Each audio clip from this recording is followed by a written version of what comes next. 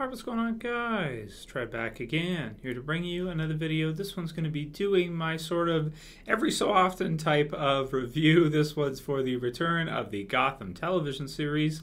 That would be Season 1, Episode 11, since the mid-season break for the show is over. 22 episode first season. This one is called Rogues Gallery.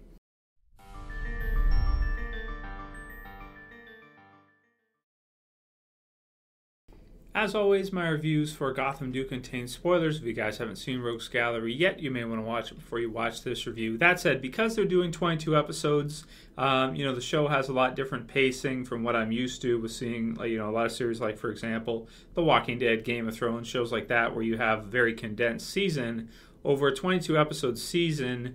And the fact that this is probably just going to be the first season of many, it looks like Gotham's going to be a success, and they wouldn't have, added on those additional episodes to turn it into 22 like they did if it wasn't, living up to their standards, if they weren't, really liking what they're doing with it, and if they didn't think it had a future. I think it's going to be go down as a great show, really, really good.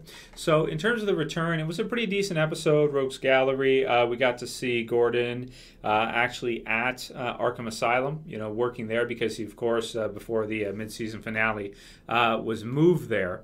Or in the mid-season finale, was moved there from the police force because he pissed off the mayor. So the mayor's punishment was move him to Arkham, let him deal with all the crazies over there. And Arkham looks really, really good. It's like a real life version, probably the best one I've seen in live action, because I'm trying to think of any of the different movies we've had, some of the earlier live action movies with Arkham, and it looks the best I've seen it in this one.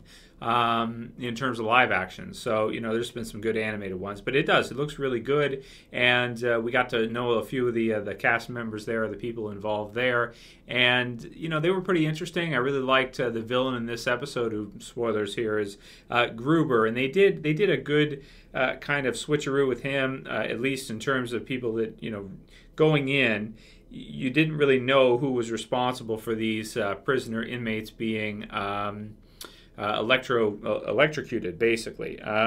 Someone was hooking up, some kind of electrodes here and frying their brains for the most part, or testing on them to try to get it right where he could kind of electrocute them to a degree so they would be kind of like drones, but they could still do things rather than straight on zombies where they just can't do anything. They just walk around aimlessly and they can't, know nothing in terms of cognitive functioning whatsoever.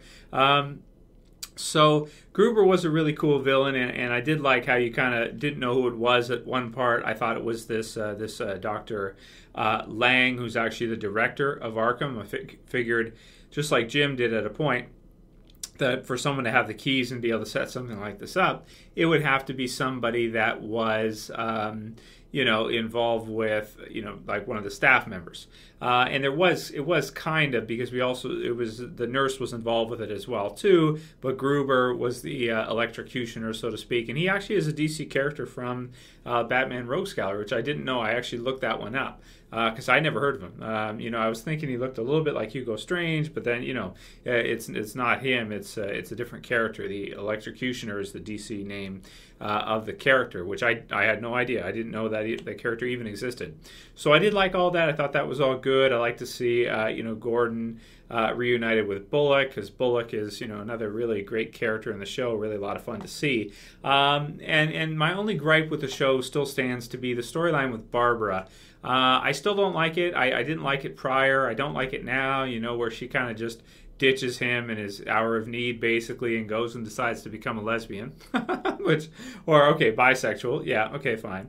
If you want to be technical, bisexual. But, it's just, nothing against people that are bisexual or anything, but it's not even about that. That's not what it is. It's that she ditched Gordon when, he was in his worst situation. She ditched him at the worst time, possible. And just out of fear and just allowing that to take control of her and not standing by his side. So, don't really care much for her as a character. Don't really like her. Don't really care what happens with her. Don't really want to see her back with Gordon as a result of that, even though they'll probably do that because you know how these shows are, back and forth and, you know, in and around and back again. You know, with shows that do this many episodes, they have to fill it with something, right? In addition to the Arkham stuff, which was really good, we had the quick little thing with Penguin where he tried to raise the taxes of some fishermen. Mulroney taught him a lesson, which was funny. And then let's see, I think that's mostly everything we had. There was a quick little thing with Selina Kyle finding a sick Ivy and taking her to Gordon's penthouse to recuperate. And I think that's pretty much it. Oh, right. Of course, we had the ending scene with Butch and his childhood friend there, who was the next in line for the Falcone crime family. And, we kind of had that story of whether or not Butch was going to betray Fish and kill her or, take this other guy's side because he's next in the line of succession, or if, he was going to stay with Fish and then kill that guy, which is what we ended up seeing. So it was a pretty good episode all in all. I'm going to give this one an 8 out of 10. I thought it was good. I didn't think it was fantastic or anything of the sort. But again, they're doing so much with the show. They're doing so many episodes. And they are keeping it entertaining all the way through. And it's fun, to have Gotham back and to know that they're going to be doing so many so that we can enjoy it as it goes through. Anyway, 8 out of 10 for me for this week's episode. If you guys got a chance to check it out, let me know what you thought about it. Write in the comments below. And if you like this quick little review, please thumb it up. If you want to help support the channel, please share it. Please favorite it. That's it for this one, guys. See you probably next week. I'm going to try to get into the habit of doing Gotham reviews every week. Because the show is really, really great. Really awesome show. And I hope it lasts a long time.